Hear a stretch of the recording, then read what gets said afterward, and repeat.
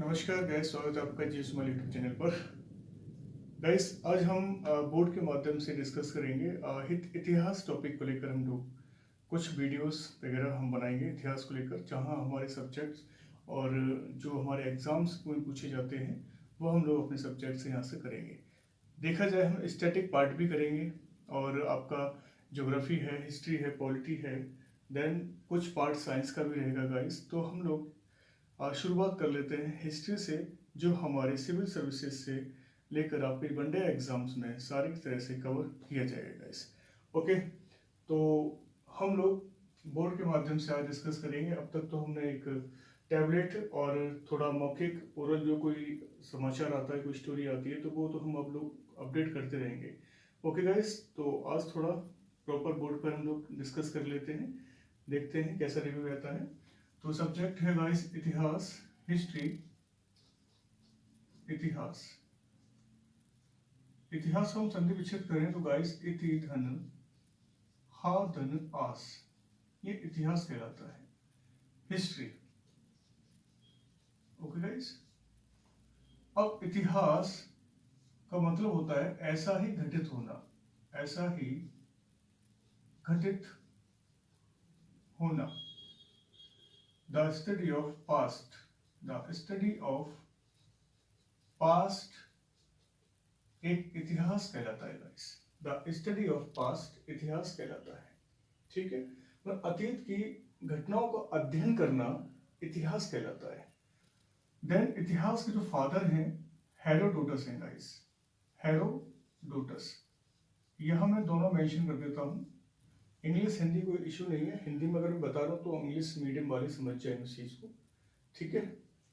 तो थोड़ा टाइम बचेगा, वीडियो लंबा नहीं होगा, इसलिए मैं जहाँ लग रहा है कि मैं इंग्लिश में लिखना तो इंग्लिश में लिख दूंगा, हिंदी में हिंदी में। ओके, तो बाइलिंगुअली हम लोग डिस्कस यहाँ करते रहेंगे। तो हेरोडोटस ये ग्रीस के हैं गाइस, ग्रीस के हिस्टोरियन है, और इनकी पुस्तक है, बुक है हिस्टोरिका, हिस्टोरिका गाइस। हिस्टोरिका इन्होंने लिखी थी 5वीं शताब्दी में, इन 5th सेंचुरी में ये बुक इनकी लिखी गई थी। तो इसमें इनको फादर कहा गया है। इतिहास का जो फादर हैं, जो जनक हैं गाइस, जो जनक हैं वो हेरोडोटस को माना गया है। यूनान के हैं, ग्रीस के रहने वाले हैं। ओके, कई इतिहासकारों ने अपने अपने हिसाब से हिस्ट्री को डेफिनेट किया है, मतलब डेफिनेशन दिया है, इसकी परिभाषा अलग अलग दी है। जैसे E.H. कार साहब की एक पुस्तक है, E.H. कार, कि what is the history, what is the history, history क्या है। एक ये पुस्तक है गाइस, जैसे कि ये इनकी बुक है, ऐसे ही E.H. कार्स की एक पुस्तक है, व्हाट इज द हिस्ट्री, इतिहास क्या है।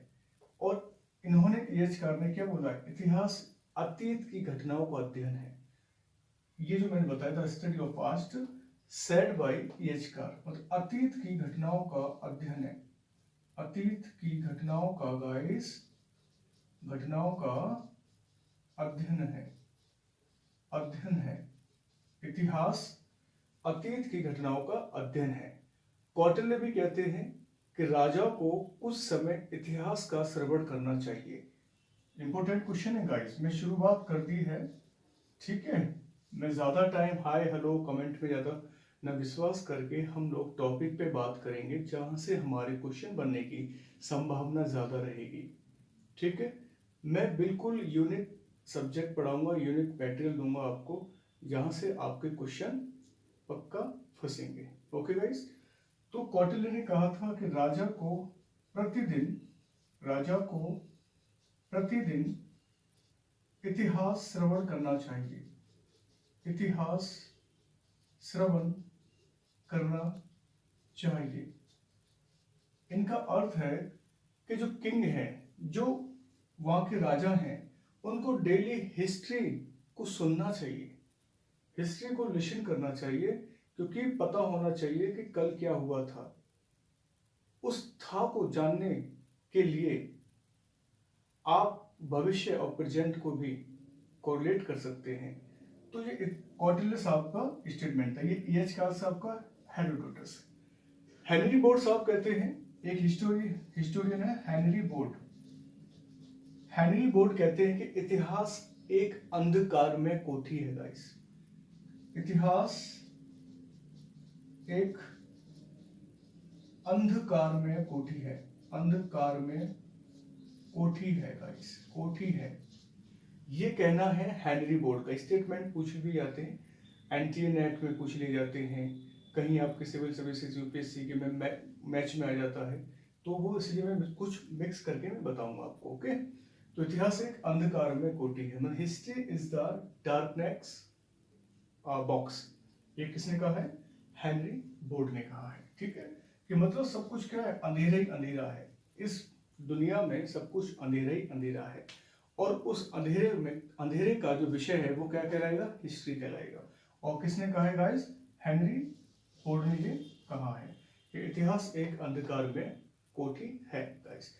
तो ये कुछ हमारी क्या है? स्टेटमेंट है जो कहे हेरोडोटस साहब ने, E.H. कार ने, कौटिल्य ने और हेनरी बोर्ड ने गाइस। क्लियर है? इंपोर्टेंट है, याद रखिएगा।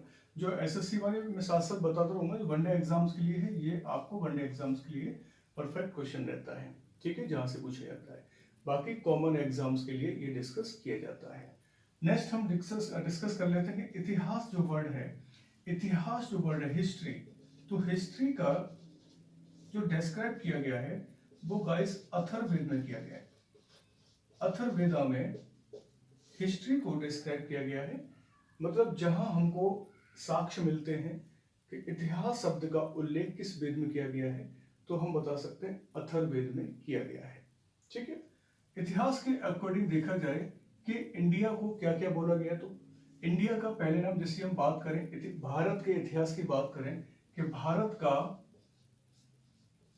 नामकरण भी हुआ था गाइस। यहां से भी क्वेश्चन हमारा पूछ लिया जाता है कि हम इतिहास तो पढ़ ही रहे हैं, इतिहास के साथ साथ भारत का इतिहास के बारे में हम लोग यहाँ डिस्कस कर रहे हैं। तो भारत का नामकरण, पहले हमारा जो भारत था वो जाना जाता था इस जम्बू द्वीप के बारे में।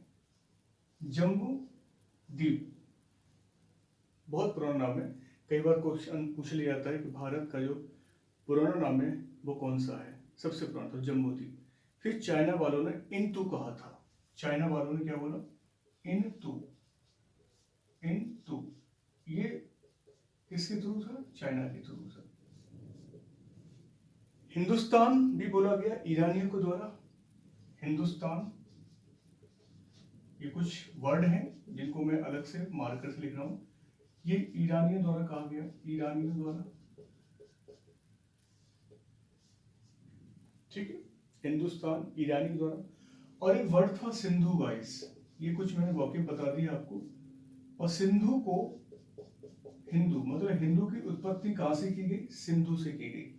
सा को ईरानी लोग हा बोलते थे, हा प्रोनाउंसिएशन करते थे, सा नहीं बोल पाते थे। सिंधु से क्या निकला? हिंदू। तो सिंधु को हिंदू कहा। हिंदू कहा, किसने कहा गाइस? तो आप बता सकते हैं, ईरानियों ने सिंधु को हिंदू कहा। कई सारे स्टेटमेंट मैंने आपको बताया। पहले हमारा नाम क्या था भारत का? जम्बूद्वीप। फिर चाइना वालों ने हिंदू कहा है, हिंदुस्तान ईरानियों ने, सिंधु को हिंदू भी कहा है ईरानियों ने। ये हमारे कुछ पुराने नाम हैं। और भारत, हम लोग कहते हैं भारत।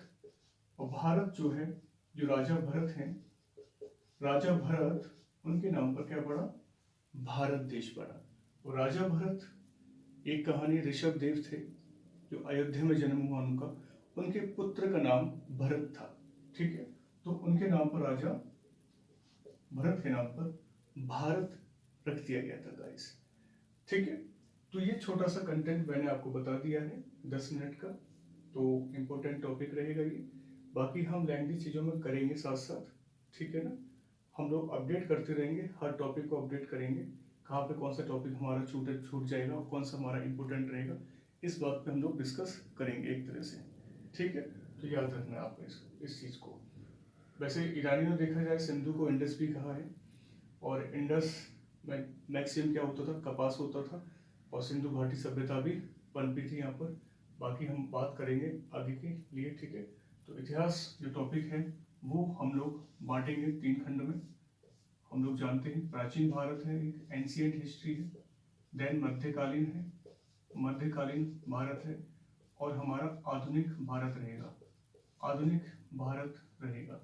एक तरह से मैंने ब्रीफ में थोड़ा एक इंट्रोडक्शन दिया है, 10 मिनट में 10 मिनट का इंट्रोडक्शन दिया है, और बाकी हम लोग डिटेल्स में बात करेंगे गाइस। ओके, एक शॉर्ट वीडियो दिया है 10 मिनट का। ओके, बाकी हम लोग इसके बाद सारी बात करने शुरू करेंगे कि कैसे कैसे क्या है। ओके, नमस्कार, जय हिंद।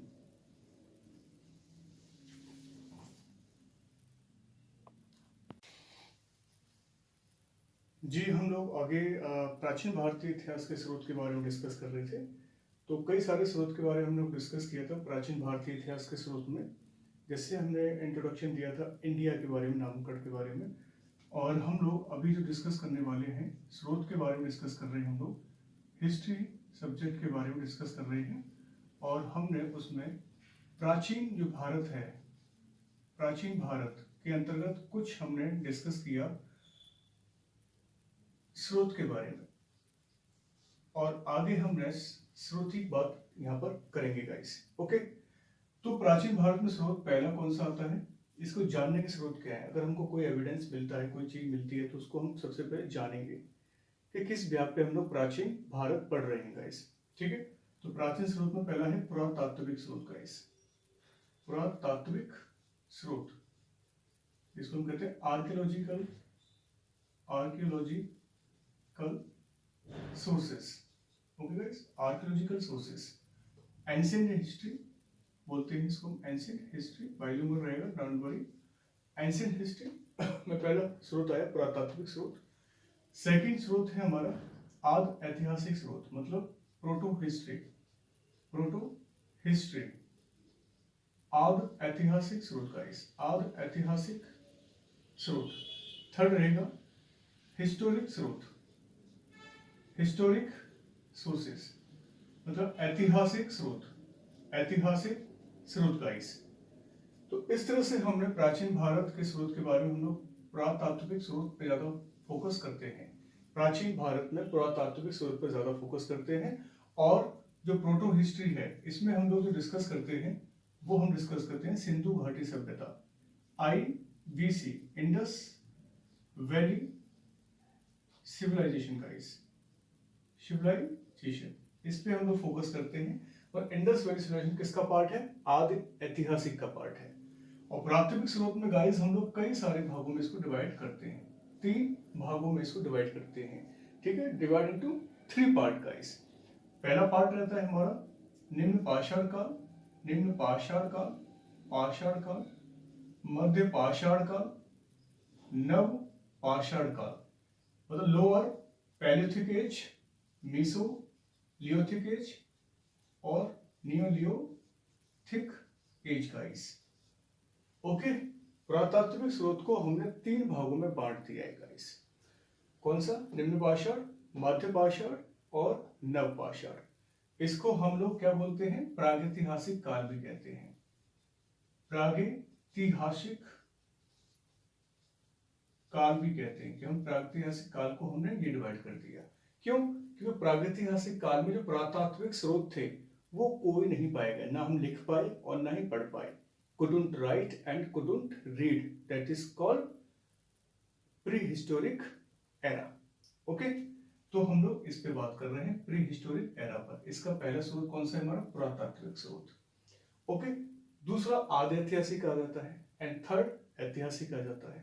तो हमारा मैक्सिमम प्राचीन भारत है वो पुरातात्विक और प्रोटो हिस्ट्री पर डिस्कस हम लोग करते हैं, क्योंकि जब ऐतिहासिक आ जाता है तो ऐतिहासिक में हम लोग डिस्कस कर लेते हैं कहां से गाइस, वैदिक एरा से लेकर to till date guys. Tough नहीं है, हम कनेक्टेड लेके चलेंगे अपने आप को तो समझ में जरूर आ जाएगा। ठीक है, पहले क्या था और आज की डेट में क्या है, तो थोड़ा कनेक्ट लेके हम लोग चलेंगे बातों को तो समझ में आ जाएगा गाइस। ओके, हम अपने ऊपर लेके चलें बातों को, इतिहास में हम पहले क्या थे, आज कैसे डेवलप हो चुके हैं, बस इन चीजों पर आप लोग फोकस करें। ये नहीं कि आप बस इसको रट्टा मारना शुरू कर दें। हम जान रहे हैं पहले दुनिया कैसी थी और आज दुनिया कितनी डेवलप हो चुकी है, और आने वाले फ्यूचर में हम और कितने डेवलप हो जाएंगे।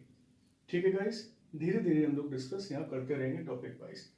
तो हिस्टोरिक में हम ये पढ़ते हैं, आदि ऐतिहासिक में हम लोग इंडस वैली सिविलाइजेशन पढ़ते हैं गाइस। तो याद रखना है पुरातात्विक स्रोत प्रागैतिहासिक काल का पार्ट है, जिसको हमने डिवाइड कर दिया 3 पार्ट में गाइस, निम्न, मीसो और नवमकीय है। ठीक है गाइस। अब इसमें हम लोग फर्स्ट पॉइंट लेते हैं पुरातात्विक स्रोत के बारे में। यहां से हम लोग डिस्कस कर लेते हैं पुरातात्विक स्रोत।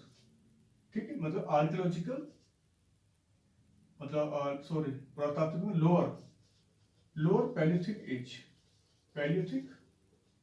As guys. इसका जो टाइम है हर किताबों में अलग अलग है। एक्सपेक्टेशन टाइम जो है मैं यहाँ लिख रहा हूँ, क्योंकि हर किताबों का अलग अलग टाइम दे रखा है, क्योंकि इतिहासकारों ने अपने हिसाब से हिस्ट्री का जो प्राचीन का जो टाइम है प्राचीन भारत का, वो अपने हिसाब से मेंशन किया है। ठीक है, तो मैं यहाँ एक आइडिया से लिख रहा हूँ, 25 लाख बीसी से लेकर 10,000 बीसी तक के समय को हम लोग कहते हैं क्या, निम्न पाषाण काल बोलते हैं। ओके, ये निम्न पाषाण काल है गाइस, निम्न पाषाण काल कहते हैं। अब हमको लग रहा है निम्न का मतलब बहुत ही ज्यादा गए गुजरे थे हम लोग यहाँ पर, हमारा जीवन बिल्कुल एक जंगली जानवर की तरह हम लोग यहाँ रहते थे। हमें हमारे अंदर किसी प्रकार की कोई सभ्यता नहीं था, कोई ज्ञान नहीं था, न ही वैदिक साहित्य थे, न ब्राह्मण साहित्य थे, न बौद्ध साहित्य थे, न जैन साहित्य थे। किसी प्रकार का कोई हमें स्रोत नहीं मिला यहाँ पर। इसलिए कहते हैं कि पुरातात्विक में किसी प्रकार का कोई स्रोत नहीं मिला। मैंने क्रॉस इसलिए लिखा है कि कोई स्रोत हमको यहीं से ना नहीं पाया गया। Couldn't right and couldn't read, तीनों में ही कोई प्रकार का सोर्स नहीं पाया गया गाइस। ना ही लिख पाए और ना ही पढ़ पाए, याद रखना आप लोग। ठीक है, तो पहला पॉइंट तो आप यही लिख सकते हैं कि इसका एरा ये है और यहाँ पर कैसा जीवन था। अब हम बात कर सकते हैं कैसा जीवन था गाइस।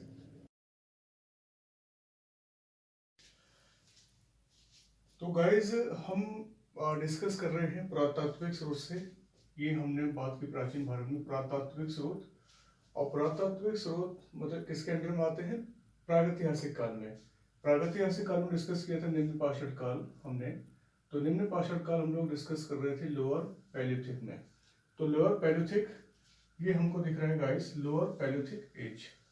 और लोअर पैलियोथिक का मतलब होता है कि बहुत पीछे का जमाना, कई हजारों लाखों साल पहले इंसान किस प्रकार का था, मतलब जो आज का इंसान है वो पहले कैसी जिंदगी कैसी अवस्था में रहा करता था। तो उसमें हम लोग डिस्कस करेंगे कैरेक्टरिस्टिक उसकी कि निम्न पाषाण काल में इंसान मतलब मानव कैसे रहता था। हम लोग गाइस सारे प्राइमेट थे, मतलब गोरिल्ला, जैसे आज गोरिल्ला टाइप चिंपांजी और वानर टाइप के होते हैं, इसी प्रकार हम लोग पहले जीवन अवस्था निम्न पाषाण काल में अपनी जी रहे थे गाइस। तो एक अवस्था है हमारे यहाँ पर निम्न पाषाण काल की, ये निम्न पाषाण काल जिसका समय गाइस 25 लाख बीसी से लेकर 10,000 बीसी तक का बताया गया है। निम्न पाषाण काल को हम 3 भागों में डिवाइड कर सकते हैं, निम्न पुरापाषाण काल, मध्य पुरापाषाण काल और नव पुरापाषाण काल गाइस। ठीक है, नव पुरापाषाण काल में होमो सैपियंस का उदय माना जाता है गाइस। होमो सैपियंस का उदय माना जाता है नव पाषाण काल में, मतलब नव उच्च पुरापाषाण काल में, जिसे उच्च पुरापाषाण काल गाइस।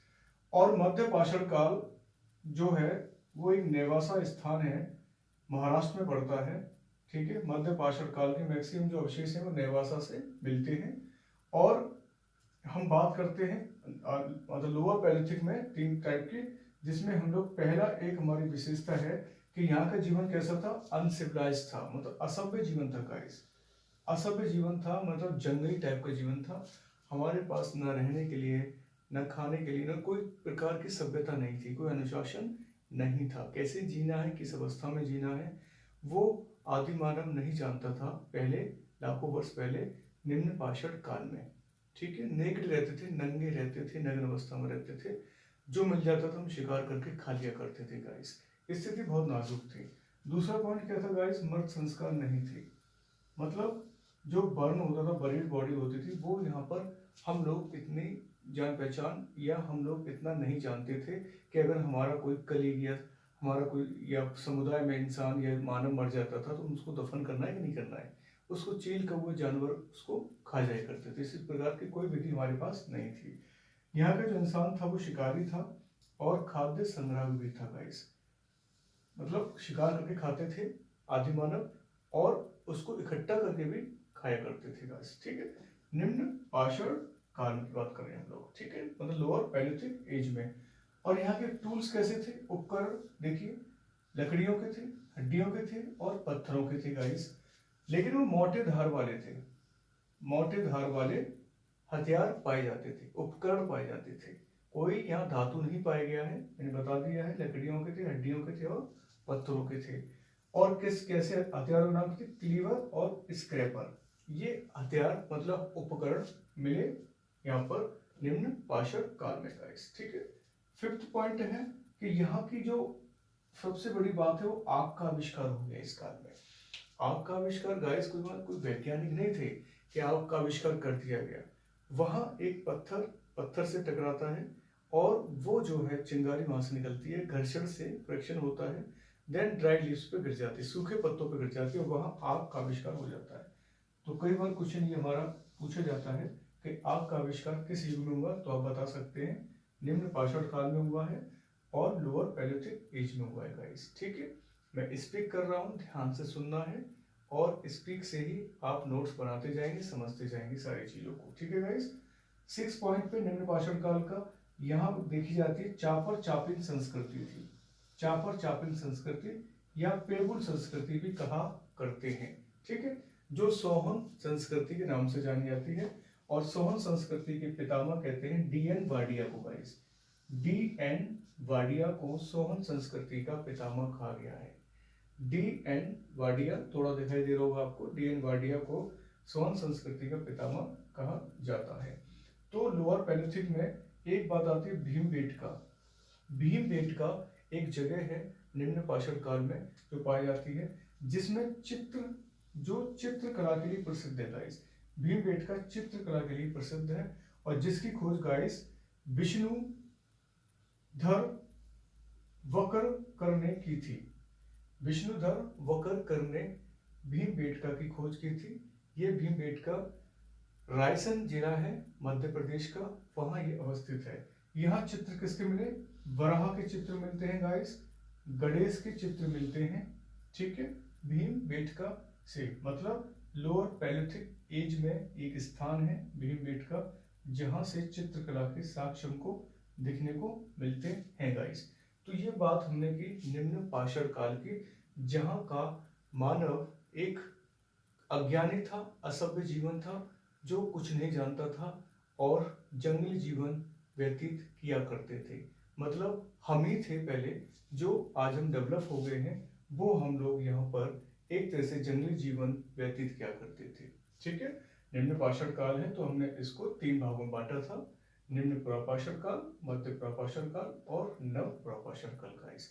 ठीक है, किसी प्रकार का कोई साक्ष्य नहीं मिलता है यहाँ से, ना लिखने के साक्ष्य मिलते हैं और ना ही पढ़ने के साक्ष्य मिलते हैं। हम ना couldn't right and couldn't read. ठीक है, कोई भी साक्ष्य अवेलेबल नहीं था गाइस। तो हमने यहाँ बात करी निम्न पाषाण काल की, ये वाला पॉइंट हमने गाइस डिस्कस किया है। अब सेकंड जो पॉइंट आएगा वो आएगा मध्य पाषाण काल गाइस। ठीक है, मतलब मेसोलिथिक एज, मध्य पाषाण काल। तो मध्य पाषाण काल का ये हमने यहाँ पर आपके लिए नोट किया हुआ है। तो मध्य पाषाण काल की जो खोज हुई थी वो C.L. कार्लाइन ने की थी। C.L. कार्लाइन ने इसको डिस्कवर किया था मध्य पाषाण काल को। लगभग इसका जो समय बताया गया है 10,000 से लेकर 4,000 BC तक का बताया गया है। ठीक है, और नाम से लग रहा है हमको निम्न थे हम लोग, लोअर थे, लोअर से हमारे अंदर रिफॉर्म हुआ, मध्य की तरफ हम लोग बढ़े, मतलब थोड़ा हमने अपने आप को डेवलप किया। लाखों साल लग गए हमें डेवलप होने में, तब हम एक अच्छे इंसान बन पा रहे हैं गाइस। ठीक है, तो हमारा जीवन निम्न में कैसा था, असभ्य था। देन फिर हम लोग मध्य में आए, मध्य पाषाण काल में हमारा जीवन एकदम थोड़ा सा रिफॉर्म हुआ, और जिसकी खोज C.L. कार्लाइन एक हिस्टोरियन है, ब्रिटिशर्स, उन्होंने खोज की थी। और यहाँ क्या क्या प्राप्त किया था, मृत संस्कार गाइस। देखिए, मृत संस्कार निम्न पाषाण काल में नहीं थे, मैं बार बार रिपीट कर रहा हूँ, वहाँ नहीं थे, लेकिन मृत संस्कार हमारे मध्य पाषाण काल में शुरू हो गए थे। हम जंगल में कहाँ रहते थे, निम्न में, लेकिन यहाँ हम लोग किस में रहना शुरू कर दिए, गुफाओं में रहना शुरू कर दिया गाइस। साथ साथ इंसान यहाँ पर जो मानव था वो खाद्य संग्राहक बना रहा, मतलब जो शिकार करता था निम्न पाषाण काल में, हम यहाँ फल फूल पत्तियां आदि से ही भरपेट अपना जीवन यापन करने लग चुके थे। और जहाँ जो नंगा जीवन व्यतीत करता था निम्न पाषाण काल में, मध्य पाषाण काल में हम लोग फल फूल पत्तियां आदि लपेट कर शरीर पर अपना मतलब ढक लिया करते थे। तो डी ऑप्शन में क्या है, पशुपालन भी यहाँ पे देखने को मिला है, मतलब शुरुआत पशुपालन की हुई थी मध्य पाषाण काल से, ठीक है। लेकिन फोकस नहीं किया गया है, फोकस नव पाषाण काल में किया गया था। तो पशुपालन के साक्ष्य में बागोर से मिलते हैं, भीलवाड़ा डिस्ट्रिक्ट है राजस्थान में, तो बागोर से हमको यहाँ से साक्ष्य मिलते हैं जो राजस्थान में है, ठीक है गाइस। और साथ में ई पॉइंट हमारा सूक्ष्म औजार भी देखने को मिलते हैं। सूक्ष्म माने माइक्रो टूल्स मिलते हैं, और टूल्स वही हैं लकड़ी के, हड्डियों के हैं, पत्थरों के हैं। और ये औजार कहाँ से मिले हैं, बागोर से और चौपानी मांडो से और सराय नहर से, ठीक है। मतलब आपके राजस्थान और उत्तर प्रदेश से ये हमको देखने को मिले हैं, सूक्ष्म औजार के साक्ष्य हमको देखने को मिले हैं, ठीक है। मध्य पाषाण काल से ही हमें होमोसेपियंस का उदय मिलता है। होमोसेपियंस मतलब आधुनिक मानव का पूर्वज के साक्ष्य हमको मिलते हैं। होमोसेपियंस का उदय भी हमारा मध्य पाषाण काल से शुरू हो जाता है गाइस, ठीक है। ये आपका इम्पोर्टेंट टॉपिक है, सारे इम्पोर्टेंट टॉपिक हैं, ये सारे पॉइंट्स आपके सारे इम्पोर्टेंट हैं जो आपके SSC CGL CPU PCS others आपके चाहे पीजीटी हो चाहे आरपीएससी हो, अदर जो भी कंपटीशन में हिस्ट्री पूछी जाती है उसके लिए बहुत ही इंपॉर्टेंट पॉइंट्स लेकर आए हैं। और इस पर आप जो भी आपको लगे कि हाँ अच्छा है तो आप मुझे कमेंट बताइए, नहीं तो और फिर हम लोग इस चीज़ में काम करेंगे। होमोसेपियंस का उदय हुआ गाइस, याद रखना है, जो एक बागोर जगह है, मैं आपको यहाँ बता रहा हूँ बागोर जगह है, वो सबसे बड़ा मध्य पाषाण स्थल है। पूछा जाता है मध्य पाषाण स्थल कौन सा है, तो आप बता सकते हैं बागोर राजस्थान वाला सबसे बड़ा मध्य पाषाण स्थल है, ठीक है। नेक्स्ट पॉइंट, एक जगह है लंगनाज, ये गुजरात में पड़ती है गाइस, लंगनाज, लंगनाज गुजरात में पड़ती है, जहां से 14 मानव के कंकाल मिले हैं, 14 मानव के कंकाल मिले हैं लंगनाज से, जो गुजरात में पड़ता है, ठीक है। मध्य पाषाण काल से ही बात चल रही है। और साथ में लोहरा देव से चावल के साक्ष्य मिले हैं, ठीक है। और सबसे प्राचीन बात करें तो लोहरा देव से हमें राइस, जो आज हम लोग चावल खाते हैं, उसका सबसे पहले एविडेंस मिला लोहरा देव से, याद रखना। फिर उसके बाद कोल्डी हवा से मिला है, फिर लोथल से मिला हुआ है, लेकिन हमारा प्राचीनतम जो चावल का साक्ष्य है, धान का जो साक्ष्य है, वो लोहरा देव से मिला है गाइस, ठीक है। ये याद रखना है, ये बातें हमारी मध्य पाषाण काल से होती हैं, क्लियर। यहाँ से मृत संस्कार, गुफाओं में रहना शुरू किया, खाद्य संग्रह थे, पशुपालन, देन सूक्ष्म औजार, होमोसेपियंस, 14 मानव के कंकाल, और लोहरा देव से चावल के साक्ष्य हमको देखने को मिलते हैं। बागोर को हम सबसे बड़ा पाषाण स्थल कहते हैं, क्योंकि वहाँ से मैक्सिमम सारी चीज़ें हमको मिलती हैं मध्य पाषाण काल में, ठीक है। एक मध्य पाषाण काल में मकान के भी साक्ष्य मिलते हैं गाइस, ठीक है, मकान की एविडेंस, तो मकान के साक्ष्य भी हमको यहाँ से देखने को मिलते हैं मध्य पाषाण काल से, और वो जगह है बागोर से, क्योंकि बागोर को मैंने बताया है कि सबसे बड़ा मध्य पाषाण स्थल है, कई सारे एविडेंस हमें बागोर से मिलते हैं, याद रखना, इसलिए हम सबसे बड़ा पाषाण स्थल कहते हैं, क्योंकि मानव मकान के भी साक्ष्य मिले हैं वहाँ से बागोर से, ठीक है गाइस। कई हड्डियों के साक्ष्य मिले हैं, और कई सारे जो मानव रहते थे बर्तन बर्तन बनाने के भी साक्ष्य यहाँ से पाए गए हैं, पशुपालन के साक्ष्य पाए गए हैं, बहुत सारी चीज़ें हमको यहाँ से देखने को मिलेगी, ठीक है गाइस। नेक्स्ट हम जो बात करने जाएंगे, अब हम बात करेंगे गाइस नव पाषाण काल की, नव पाषाण काल की गाइस, ठीक है। मैं हम लोग जब निम्न की डिस्कस किया था, मध्य डिस्कस किया था, और नव की डिस्कस हम लोग अभी जस्ट करेंगे, ठीक है। इससे पहले क्या है, प्रागैतिहासिक काल को मैंने ये बताना भूल गया था, तो इसके जो जनक हैं वो रॉबर्ट ब्रूटफुस हैं।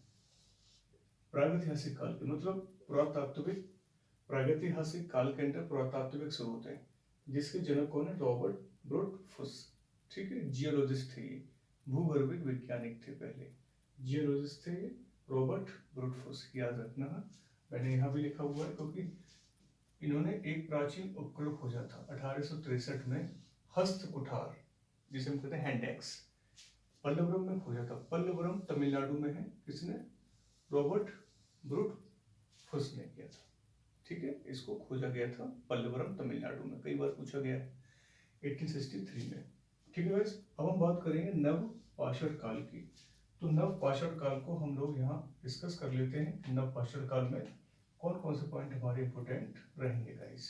ठीक है, टाइम माना गया है 9000 से लेकर 4000 बीसी तक का समय है नव पाषाण काल का। ठीक है, नव पाषाण काल में हमने सबसे पहले काम किया आग का आविष्कार। तो हमने निम्न पाषाण काल के आग का प्रयोग करना सीखा हमने गाइस किसमें? नव पाषाण काल में। लाखों साल लग गए हमको आग का प्रयोग करने में, क्योंकि ज्ञान हमारे पास था नहीं। हम सिर्फ भूख लगती थी, पेट की भूख थी, और पेट की भूख मिटाने के लिए हम लोग जगह जगह दर दर कारवा लेकर भटकते रहते थे। कोई स्थायी जीवन नहीं था, कोई स्थायी जीवन नहीं था, ना स्थायी हमारे पास अपना परिवार हुआ करता था। कोई संस्कार, कोई कल्चर, किसी प्रकार का पारंपरिक परंपराएं कुछ भी नहीं था। एक तरह से दुनिया की शुरुआत मानी जाती है इतिहास को लेकर। इतिहास ही हमारा एक ऐसा विषय है जो हमारे अतीत और हमारे वर्तमान और भविष्य को बताता है कि कल इंसान क्या था, आज क्या है और कल क्या हो जाएगा। तो इतिहास से कनेक्ट साइंस भी हो जाती है, क्योंकि साइंस भी ट्रस्ट करती है इन बातों पर। हर जगह डिस्कवरी हो रही है, जहाँ डिस्कवरी हो रही है तो वहाँ इतिहास सब्जेक्ट निकल के आता है गाइस। तो इसलिए बेसिक चीज़ें हैं, ज़्यादा टफ नहीं है, क्योंकि जो जिन्होंने नहीं पढ़ा होगा उसको टफ लगेगा, और जो रिपीट और प्रैक्टिस सेट करते रहते हैं, जिनका माहौल है, जिनका ग्रुप डिस्कशन है, जो कोचिंग ले रहे हैं कैंडिडेट्स, और जो सीरियसली लाइब्रेरी या कहीं और स्थान पे पढ़ाई कर रहे हैं, तो वो बेसिक चीज़ों को जानते होंगे। ठीक है, इतना कोई हार्ड नहीं है जो आप नहीं समझ पाओगे।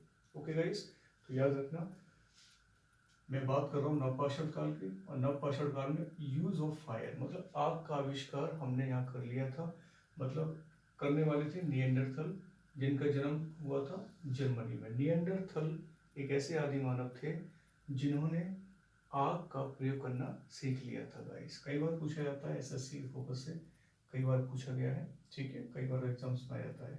नंबर 2 पे जो बात है, यहाँ पर पशुपालन शुरू हो गया था मध्य पाषाण काल में, लेकिन नव पाषाण काल में पशुपालन पर ज्यादा से ज्यादा जोर दिया गया था। पशुपालन पर ज्यादा से ज्यादा गाइस जोर दिया गया, याद रखना है। ठीक है, मैं बिल्कुल यहाँ इंडिकेट कर रहा हूँ, बार बार आप देख सकते हो कौन सा पॉइंट कहाँ लिखा हुआ है। ठीक है, वेरी इंपॉर्टेंट पॉइंट है गाइस।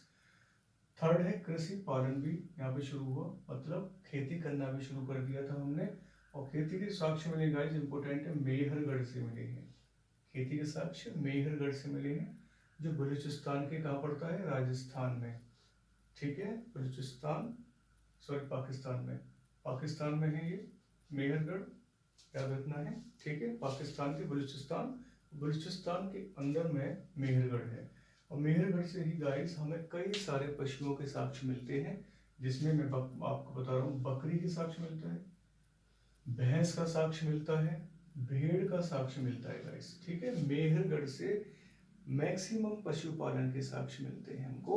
ठीक है, और साथ में कृषि पालन भी हमको यहाँ पर दिखाई देता है।